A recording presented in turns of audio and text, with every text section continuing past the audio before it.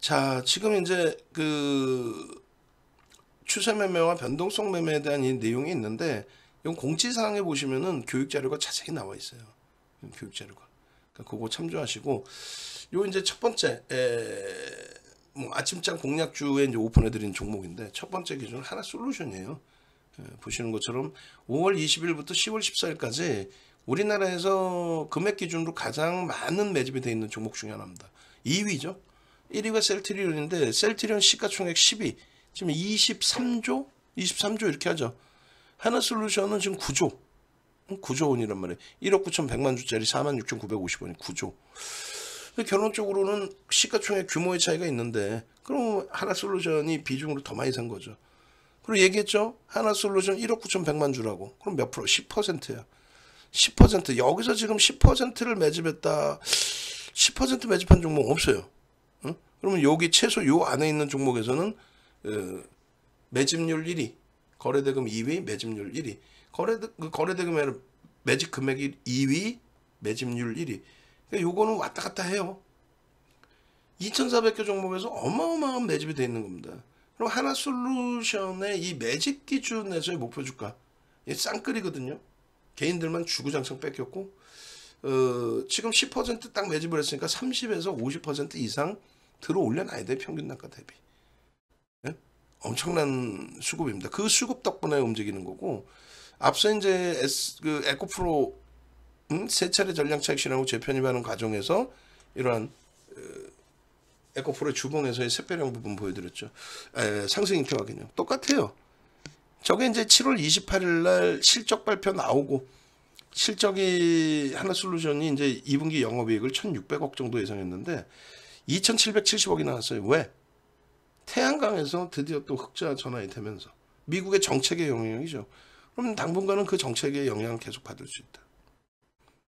지금 여기서부터 여기까지, 여기 이제 아래 꼬리는 몸통으로 인식을 합니다.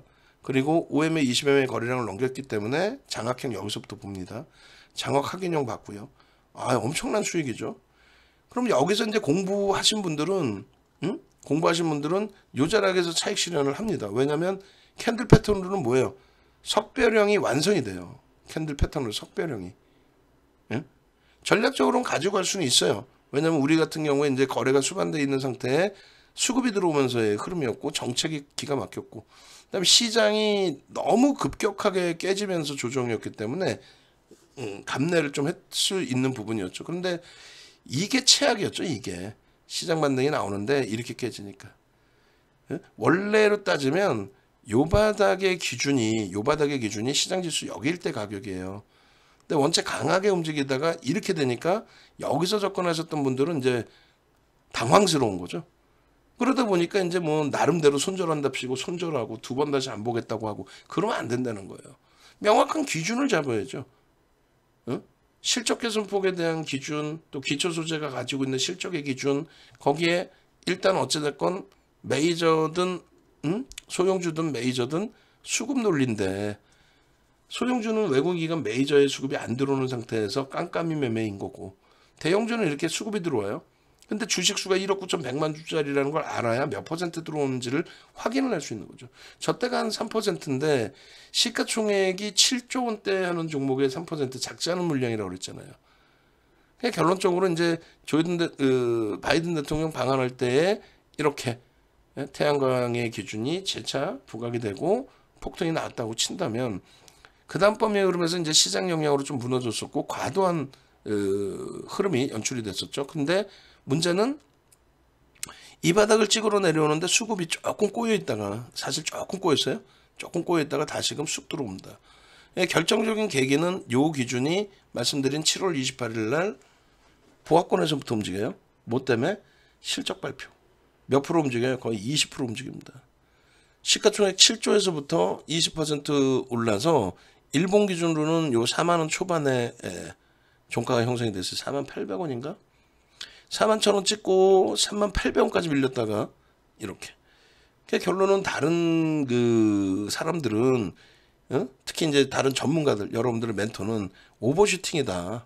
시가총액 7조짜리가 뭐 20% 올라와서 8조를 넘겼으니까 9조 가까이 막 되니까 오버슈팅이다.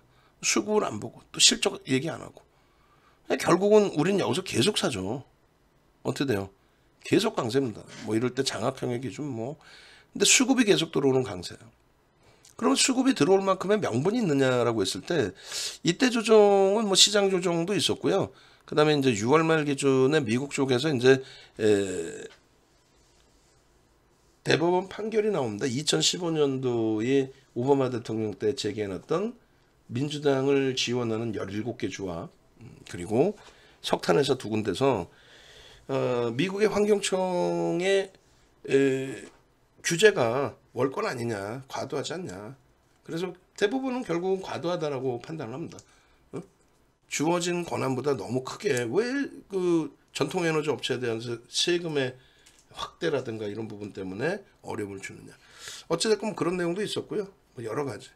결론은 실적과 인플레이션 감축법 완화법에 대한 수혜 이런 기준 때문에 수급이 뒷받침되는 과정에서 계속해서 고점을 넘겼고요. 그런 가운데 하나그룹주에 대한 성장성이 부각이 되죠. 하나그룹주에 대한 성장성 부분은 이번 정부에서도 대단한 거예요. 그 기존 앞전 정부에서도 계속 하나그룹은 그 정부와 좀 좋은 관계를 계속 가지고 갔어요. 뭐 여러 가지 인맥이든 뭐든 뭐 박근혜 전 대통령 기준에서도 그렇고 뭐 여러 가지. 근데 이번 기준에서도 또 대박이죠. 솔직히 얘기하면은 하나그룹도 M&A로 많이 큰 기업이라고 볼 수 있는데 결론적으로 이제 방산 쪽에 대해서 삼성테크인 그 방산산업 부분을 다 가지고 왔었고 예전에 그리고 지금의 기준에서도 결국은 대우조선해양을 거의 뭐 헐값에 인수했다라는 의견들이 있어요. 근데 그 조건도 굉장히 또 대박입니다. 자금을 넣어서 지분을 인수하는 게 아니라 지분을 인수하는 그 매각이 아니라 보통 이제 채권단 지분 인수하는 그런 기준이 잡히잖아요. 근데 그게 아니고 증자를 해. 그럼 대우조선해양을 갖고 있는 분들 입장에서는 좋지는 않아요. 주식수가 늘어나니까 펀더멘털이 약간 훼손되기도 하고. 근데 어쨌든 증자를 해요. 근데 그 증자가 2조 원이야. 아니 2조 원 가지고 물론 이제 어찌 보면은 대우조선해양 2조라는 게 뭐 엄청난 금액이긴 하지만 시장의 객관적인 판단은 야 어떻게 2조 가지고 대우조선해양을 먹을 수 있냐. 야 이거는 좀 그렇지 않냐. 수혜 아니냐. 근데 그 부분에 대해서 이제 금융당국은 당연히 아니다라고 얘기를 하고 있고 결론적으로 뭐 실사 우선 협상 대상자로 지정이 되고 이제 실사하고 그런 과정에 다른 쪽도 뭐 들어올 수 있으면 들어와 봐. 뭐 그런 논리죠. 근데 뭐 다른 쪽은 좀 뭐 지원하는 쪽은 솔직히 없고. 그래서 그 지분 인수가 아니라 증자 2조를 내놓는다라는 게 참 웃깁니다. 그런데 증자를 한 자금을 또 빚을 갚는 게 아니에요. 그 증자한 자금으로 하나 에어로스페이스 그쪽에 유리한 부분이 되는 거죠. 한국 항공우주를 대우조선해양이 살 수 있다. 그러니까 대우조선해양이 그 수출입은행에 전환 물량이 있어요. 전환사채가 있습니다. 근데 돈을 벌어서 전환사채를 갚을 테니까 증자한 거 2조에 대해서는 빚상환하라고 하지 말아라. 그리고 나머지 채권단도 있잖아요. 거기도 니네가 참아줘라. 근데 그게 이제 뭐 좀 뭐라고 좀 민감한 거라 좀 그렇긴 한데 하여간에 그런 식으로 이제 인수가 됐는데 대우조선해양이 이제 일단은 2조가 들어왔잖아요. 증자자금 2조가 들어오잖아요. 그 시나리오대로 한다면. 그럼 한국항공우주의 수출입은행 수은의 지분이 17%인가 21%인가 있어요. 그 지분을 정리를 하지 않으면 안 돼요. 바젤 3라는 거에 이제 묶여요. 그래서 수은 쪽에서 이 카이 쪽 한국항공우주의 지분을 갖고 있는 그거를 빨리 청산을 해야 돼요. 이쪽 대우조선해양 쪽의 전환 자체는 그거는 좀 천천히 해도 돼. 그래서 대우조선해양이 그 2조를 가지고 수은의 한국항공우주의 지분을 인수해주는 시나리오. 그게 이제 누가 들어도 타당성이라보다는 가능성이 높은 내용이기 때문에 그게 이제 보도자료가 나옵니다. 근데 이제 그거에 대해서 적극적으로 수은이나 뭐 하나그룹이나 우리 접촉한 적 없다. 접촉한 적도 없고 그거는 그렇지 않다. 뭐 안 한다는 얘기는 없어요. 그냥 뭐 그렇지 않다라고 표현을 하는데 그게 무슨 내용이냐면은 그렇게까지 되면은 진짜 2조 원 어찌됐건 지금 당장 들어가는 거는 증자잖아요. 그것도 빚 갚는 것도 아니고 증자 2조 원 대우조선해양에 넣고 대우조선해양과 한국항공우주를 통으로 먹는다. 그건 하나그룹이 어마어마한 수혜를 보는 건데 하여간에 그런 뭐 그런 시나리오일 뿐이고요. 아직까지는 결론적으로 이제 그게 뭐 대우조선해양은 인수하는 거는 이제 확인이 됐고 그런 가운데서 이 고점에서 조정받은 이유에 대해서 또 말씀을 드린다면 첫 번째는 당연히 뭐 시장 조정이죠. 시장이 뭐 깨지다 보니까 어쩔 수 없는 거고 두 번째는 이 과정 속에서 대우조선해양 인수라는 복병을 만나요. 근데 이제 대우조선해양의 인수에 하나솔루션은 참여를 안 합니다. 다행히 우리 입장에서는 좋죠. 근데 이제 에어로스페이스가 1조 그 다음에 뭐 나머지 계열사 두 군데서 5천억씩 해서 2조를 내놓는다. 그럼 지분을 가져가겠죠? 그럼 뭐 자산평가에서 나쁘진 않은데 당장 돈은 어디서 날 거냐부터 해서 말들이 좀 있고 하나솔루션도 이제 그런 이슈가 불거질 수 있는데 일단은 그 부분은 이제 벗어나는 거죠. 벗어나서 이제 조금 긍정적으로 놓고 보는 과정 속에서 하여간에 그룹 차원의 여러 가지 이슈 뭐 여러 가지 그래서 그냥 주춤주춤 주가가 밀린 거예요. 거래대금도 둔화되고 근데 수급은 계속 들어옵니다. 수급은 계속 유지가 돼. 계속 들어옵니다. 그러니까 10%라는 물량이 결코 적지 않고요.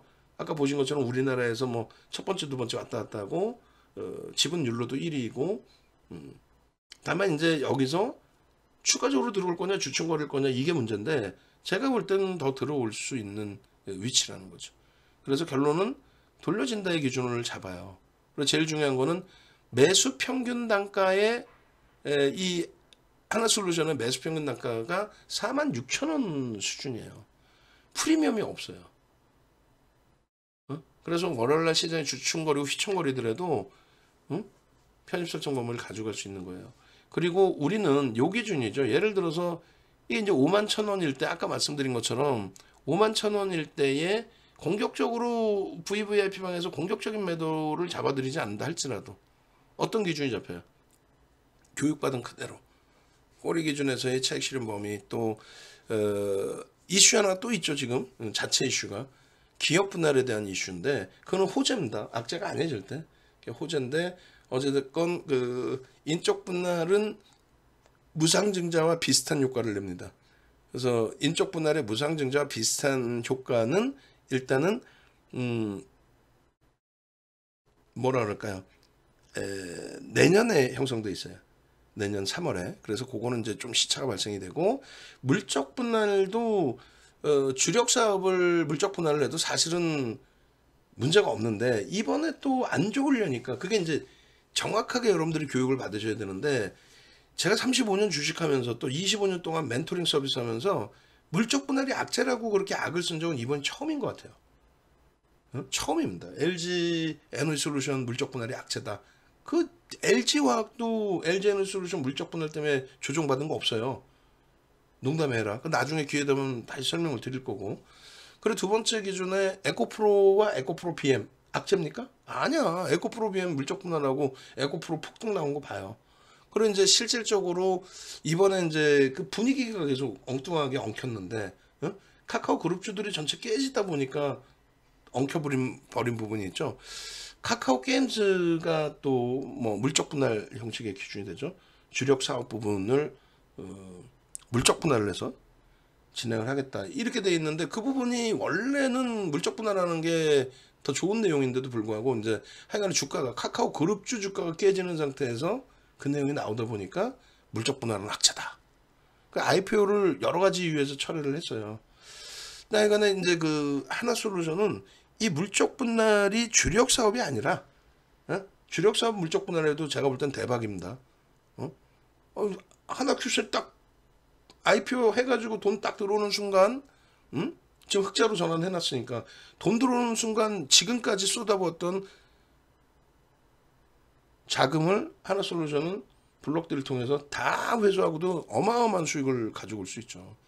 하여간에 뭐 그건 둘째 치고 비주력 사업 부분, 그러니까 한 개 뭐 어떤 특정한 부서를 독립법인으로 설정을 한 다음에 설립을 한 다음에 거기서 이제 지분 매각을 통해서 자금을 유입하겠다는 거예요.